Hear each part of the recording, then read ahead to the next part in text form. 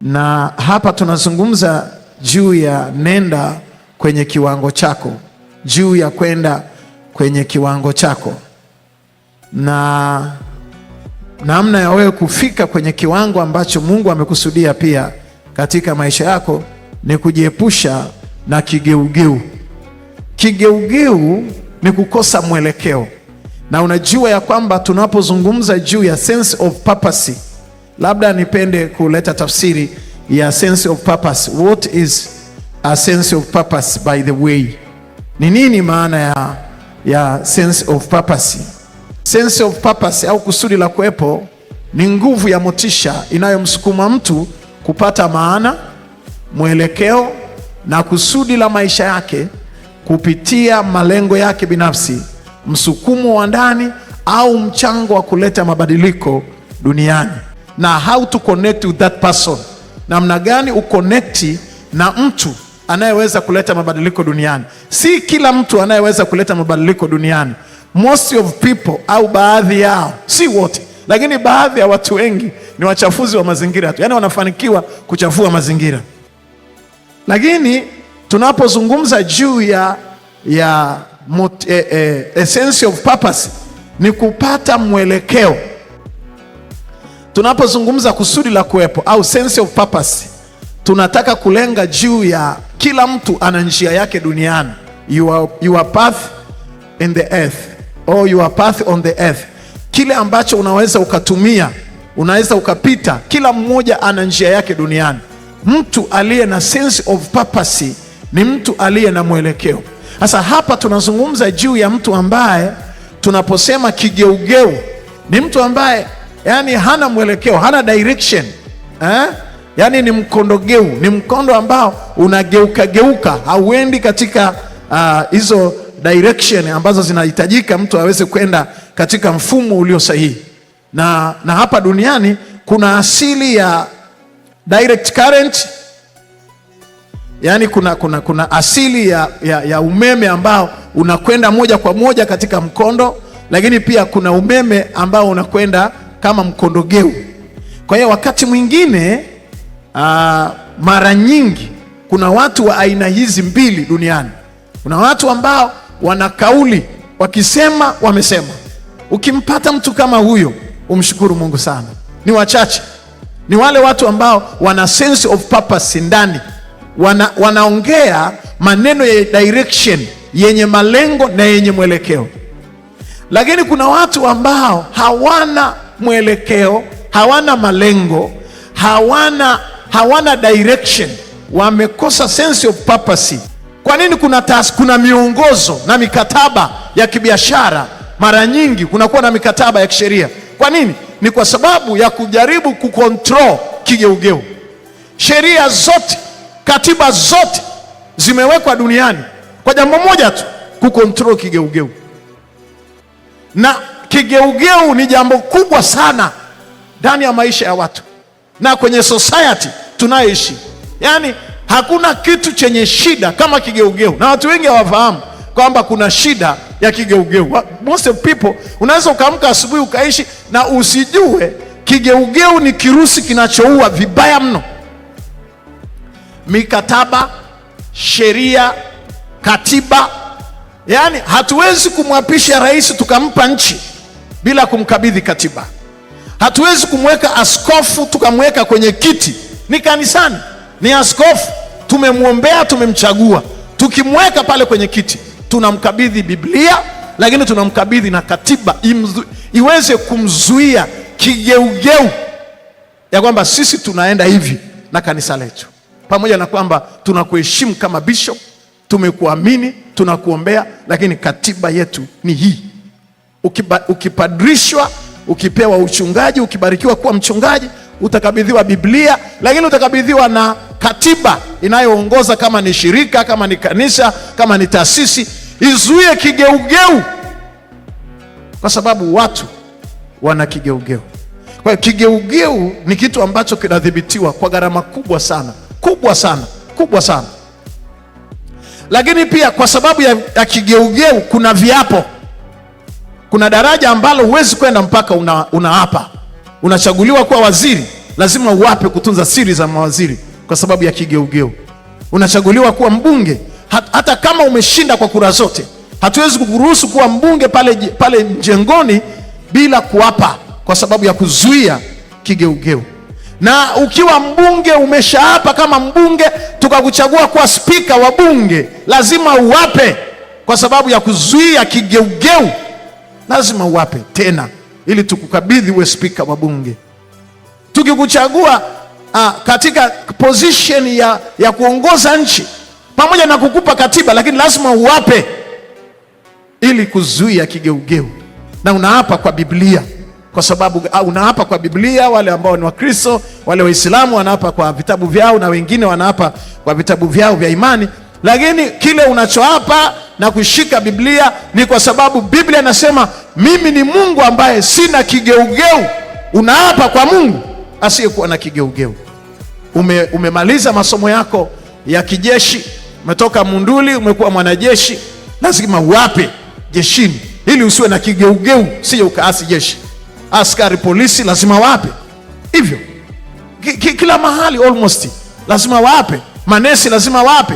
Madaktari lazima wape ili wasiwe na kigeugeu, lazima wape. Mapadri ndio wanaapishwa muda mrefu zaidi, wachungaji ndio wanaapishwa muda mrefu zaidi, pamoja na, lakini lazima wape tu, hakuna namna, kwa sababu ya kudhibiti kigeugeu, kwa sababu ni tatizo kubwa sana kwenye maisha ya wanadamu, kigeugeu.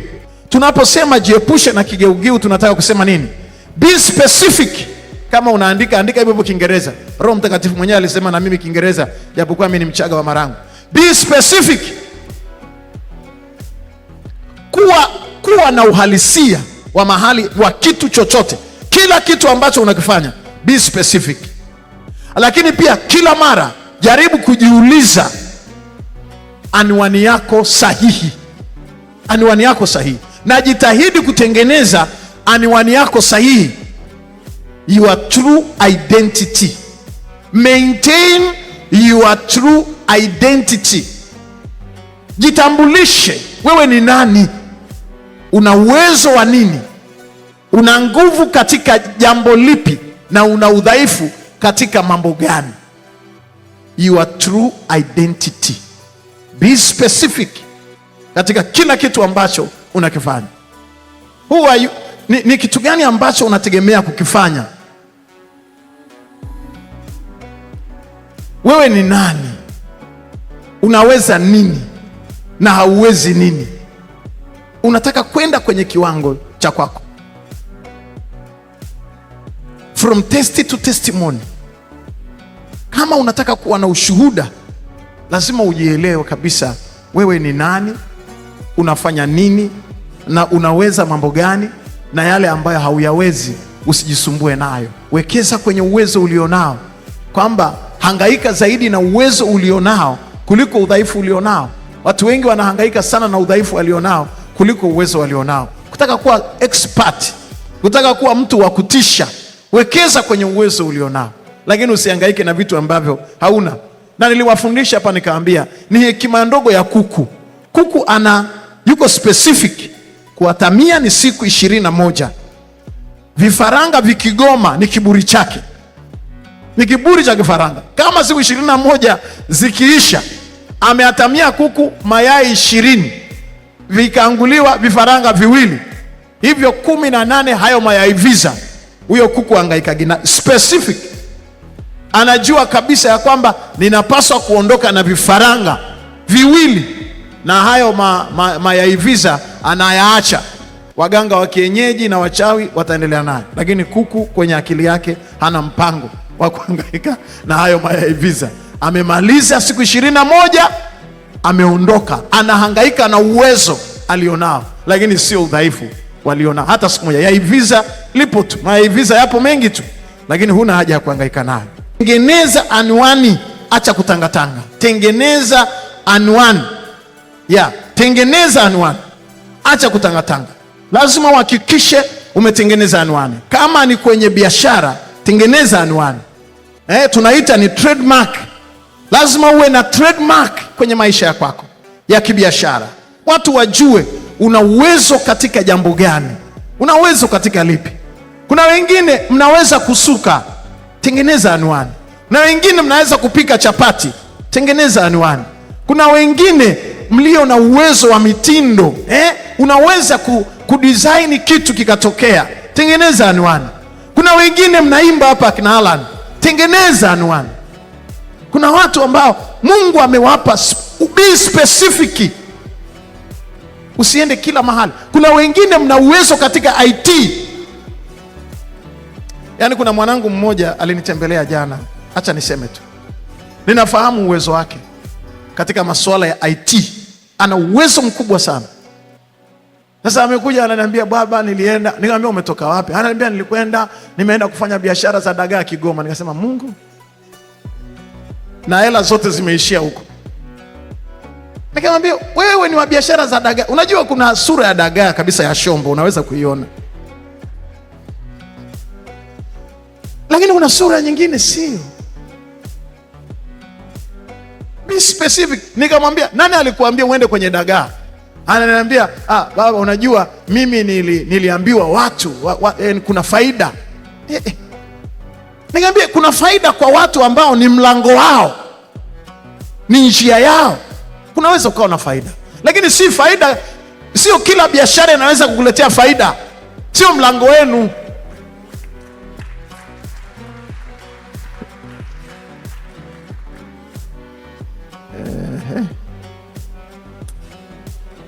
Yaani sio mlango wenu hata siku moja. Hata sisi Wachaga ni wafanya biashara, ila tunajua kuna biashara za Wakibosho. Yaani sote ni Wachaga tu, ni wafanya biashara, lakini kuna biashara ambayo Marangu haiwezi wala Machame haiwezi. Hiyo ngoma inaweza Mkibosho na Mrombo.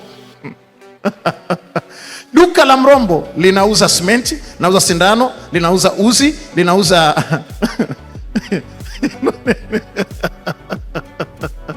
hilo ni duka la Mrombo na Mkibosho. Yaani linauza sindano ya kushona nguo, uzi wake, beleshi, chepe ya kujengea, linauza toroli, nauza mfuko wa simenti, nauza sukari, nauza chumvi, kila kitu ukifika kwa Mrombo.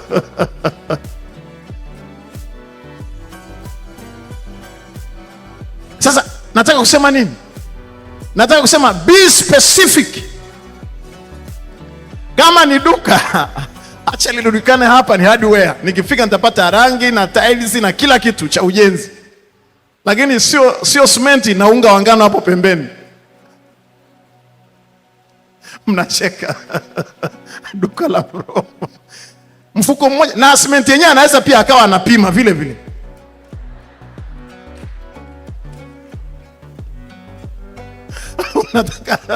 Unataka simenti kilo ngapi?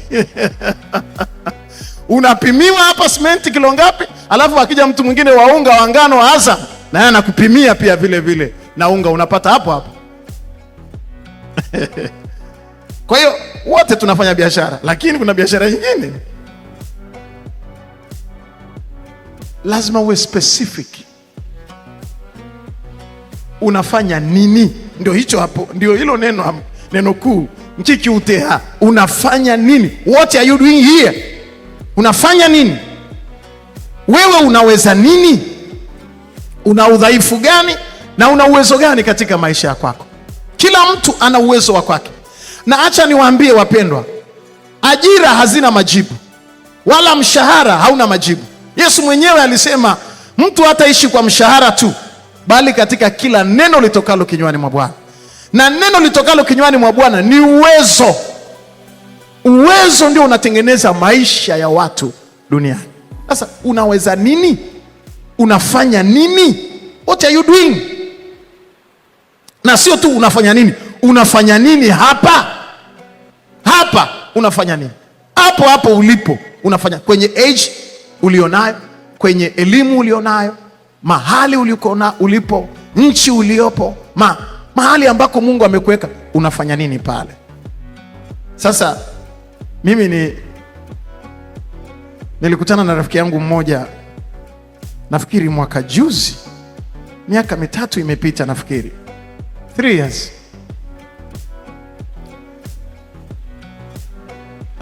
Sitaki nitamje ni kabila gani, kwa sababu mnaweza mkarelate na hilo kabila, lakini ni kabila moja nafikiri, na wao wanaanza kujifunza biashara.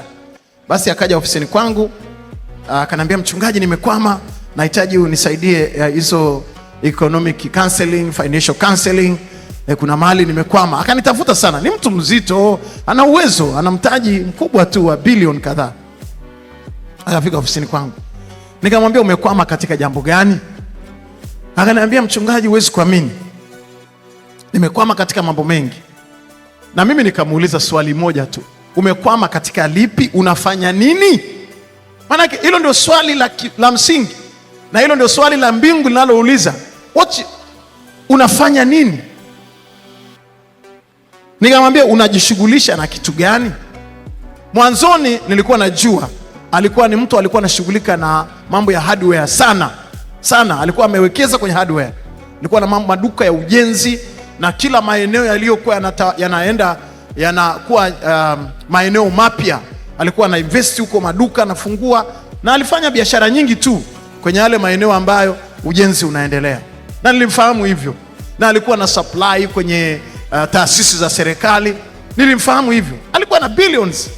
Lakini amekuja amepinda vibaya mno. Ananiambia, mchungaji, nimeanguka, maduka yale nimefunga, sasa hivi nimebakiza na duka moja tu, na aliko mahali ambako aliuzi sana.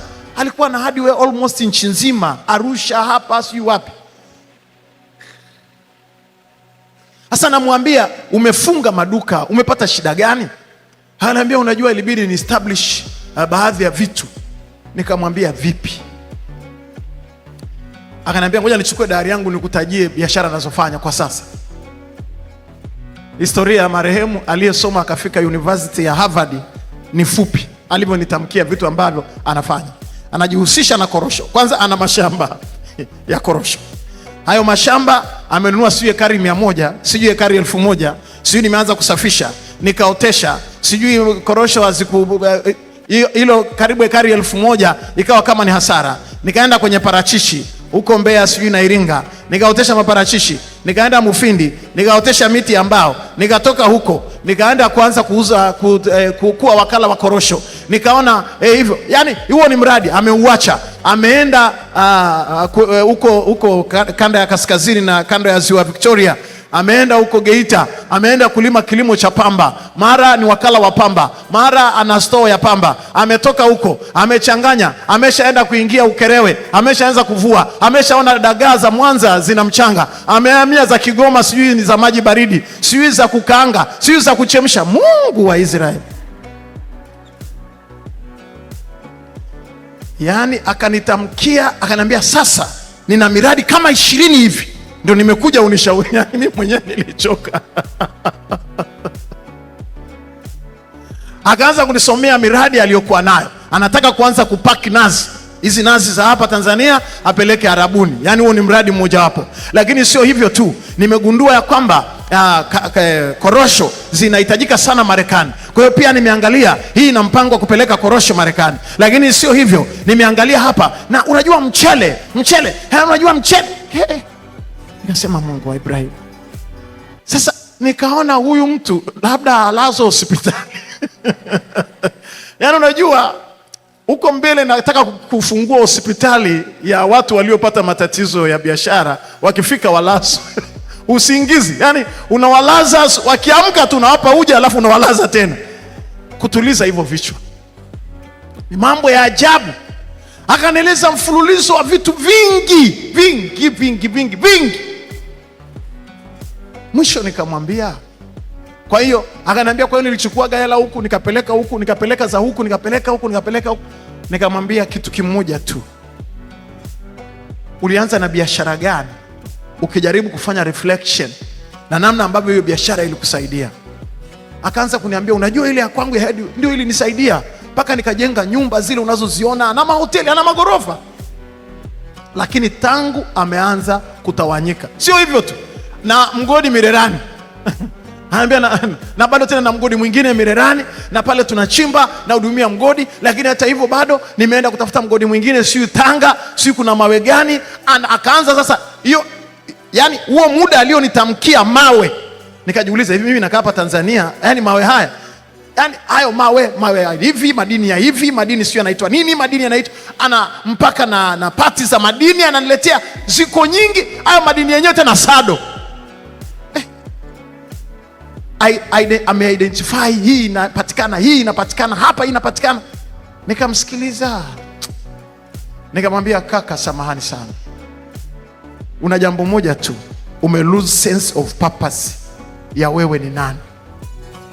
Kwa hiyo umegeuka. Hiyo ndio nazungumzia kigeugeu. Hicho ni kigeugeu kikubwa mno kwenye maisha yako. Hauwezi kufanya kila kitu. Hata serikali yenyewe inagawa wizara, wizara ya elimu na waziri wake, wizara ya afya na waziri wake, wizara ya nini na waziri wake, wizara ya mali asili na utalii na waziri wake. Inajaribu kuidentify baadhi ya vitu. Huwezi kufanya kila kitu na ukaweza kwenda. Sasa nachozungumza hapa, nataka kusema nini? Nataka kusema kama unataka kwenda kwenye viwango vyako, usijitawanye. Usijitawanye nguvu zako, usitawanye uwezo wako, usitawanye mtaji wako. Kuna watu ambao wamejitawanya mno. Unajitawanya mno na haujawahi kujua ya kwamba una nguvu fulani mahali fulani. Usijaribu kuitawanya hata siku moja. Sasa kuna mtu anakuwa mwalimu mpaka na staff, akitoka anakwenda kuanzisha garage. Ndio hapo unapochoka sasa.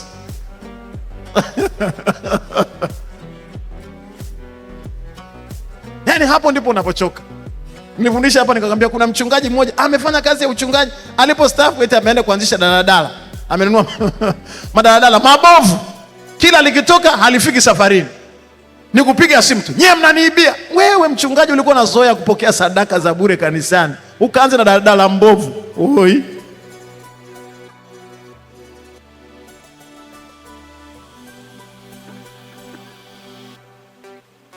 Kigeugeu. Jiepushe na kigeugeu. Sasa hakikisha kwenye maisha yako hautawanyi nguvu zako. Kuna wakati mwingine unajaribu shule, unaona haiendi. Kama shule haiendi, sio mwisho wa maisha. Tena by the way, kufaulu shule ukafeli maisha ni balaa. Ni bora ufeli shule lakini ufaulu maisha. Hayo makofi hayatoshi, mpigie Bwana vigelegele vinavyoeleweka. Haleluya.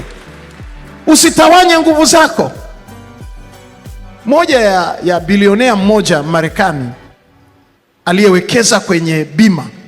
Unajua ukisikia historia ya mabilionea wote duniani wamewekeza katika kitu fulani. Na ukisikia hata wahubiri wakubwa duniani waliwekeza juu ya jambo fulani. Ukija kwenye maisha ya biashara, ukitamka bilionea kama Trump, ni bilionea kwenye majengo. Yaani hakuna bilionea ambaye anawekeza, anauza kisamvu, anauza mchicha, anauza sasa sio hata kidogo. Bilionea kwenye nini? Kwa hiyo ukizungumza bilionea amewekeza kwenye nini? Specific. Ana true identity.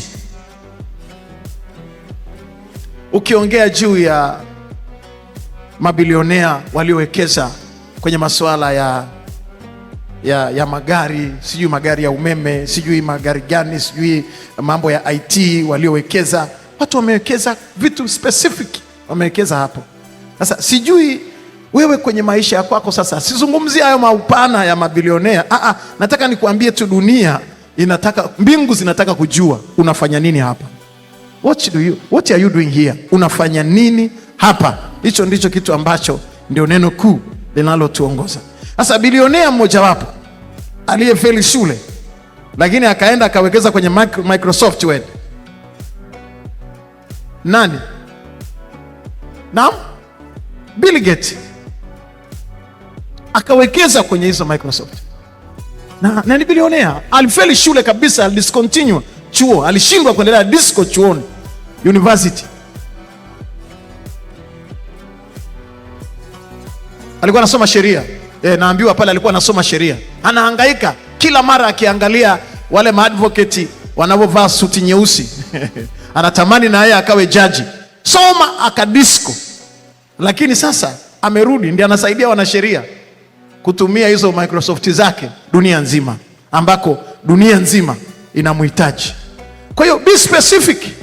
Ukiona mahali fulani umeshindwa, usijaribu kuwa na degree za kushindana na Wahaya. Ukipata kimoja chomoka nacho, hicho umeshajua kuandika na kusoma. Hizo degree nyingine mwachie Kamugisha. Nataka kuwa mprofesa wa university sio ya wapi? Waachie wenyewe waliokula samaki. Wewe ulikuwa unashinda na miogo, una akili hizo za kushindana nao? Watu wametokea Bukoba wamekula ndizi, wamekula samaki, wana akili za kuzaliwa tumboni kwa mama. Wewe tangu mama yako mjamzito anakugia miogo na ugali wa Kisambu. Nakwambia, mimi nilikuwa nasomesha watoto, nilishawaambia tena hapa. Akaja kijana mmoja ofisini na vijana kama wale nilikuwa nawasomesha. Hayo baba mchungaji, nimesikia nikiwa mchungaji wa Kariakoo. Siku hizi nimeendelea kufunga kizazi na uzee umenijia sasa. Sasa haya ananiambia, nasikia mchungaji unasomesha vijana na mimi nimepata matatizo makubwa, nimefeli, na mimi naomba unisomeshe unipeleke shule. Nikamwambia, ulipata division ngapi form 4? Nilipata division 4 ya point 20 na ngapi. Nikasema nisiende mbali, nimuulize kabila gani. Nikamuuliza, siulizage watu makabila, lakini ilibidi nimuulize, wewe kabila gani? Akaniambia Mkibosho. Nikamwambia basi wewe sio wa kwenda shule. Wewe ni wa kwenda kwenye biashara. Nikamwambia lakini ningependa kusoma masomo ya biashara. Nikamwambia huna haja kwenda kuyasomea. Wewe utaanza kupractice. Tuko hapa Kariakoo sokoni. Piga magoti nikuombee. Nikamuombea, nikampa mtaji wa shilingi 500,000. 2000 nafikiri na 12 au na 13. Ninavyoongea leo anaenda kwenye biz. Anaenda kwenye biz. Ana viwanja, ana apartment, ana vitu vingi. Amefanya mabiashara, anaenda China, anaenda Japani, anafanya biashara Dubai. Na ninamuuliza kila siku, hivi ni ule mtaji ni mtaji wa 500,000? Akaanza kutandika vikaratasi kule kwenye street, anapambana na maaskari wa jiji, anatandika hivyo vigoli huko, na leo yuko mbali.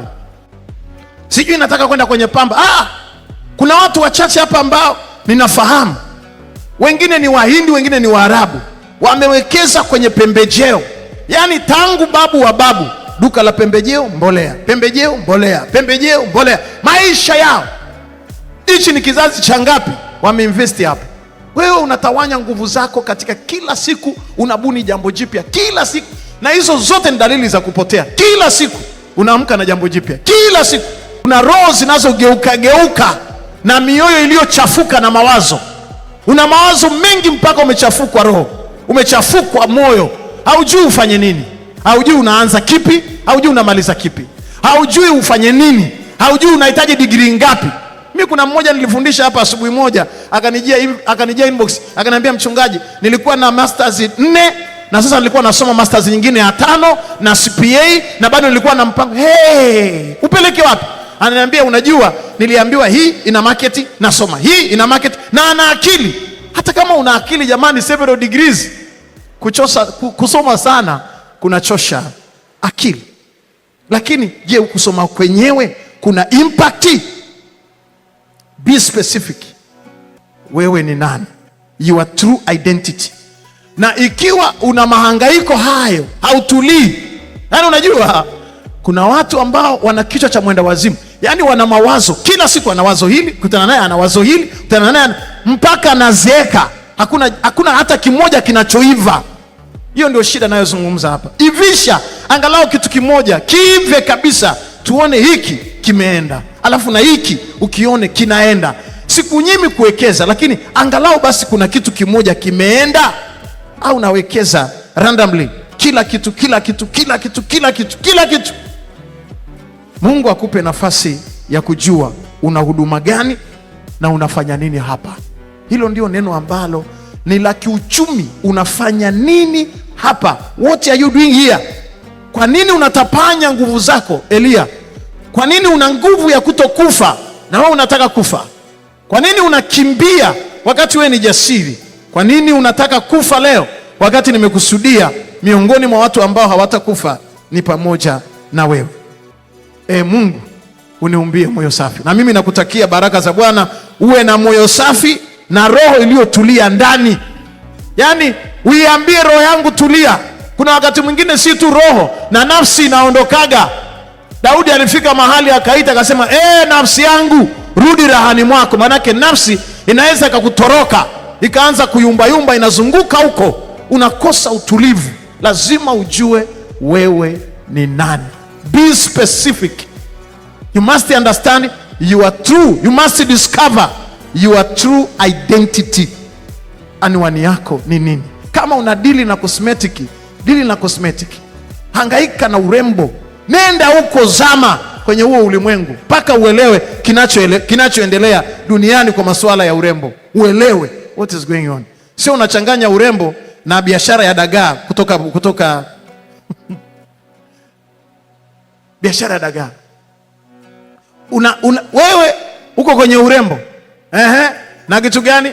Na huku unafuga nguruwe, yaani nguruwe na urembo kitimoto na urembo. Picha moja ya WhatsApp umejiweka kwenye status, uko saluni unapamba maharusi. Picha ya pili uko kwenye banda la nguruwe.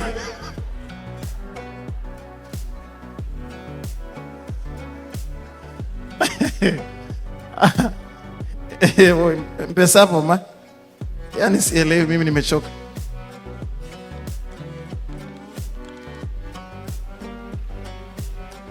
Be specific. My time is over. Naomba usimame mahali ulipo tafadhali.